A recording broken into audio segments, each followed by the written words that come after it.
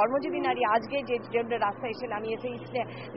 নেমে দাঁড়িয়েছে ইয়াসমিনের এই দিনটাকে স্মরণ করে, কারণ ইয়াসমিন আমাদের জন্য একটি শক্তি। এবং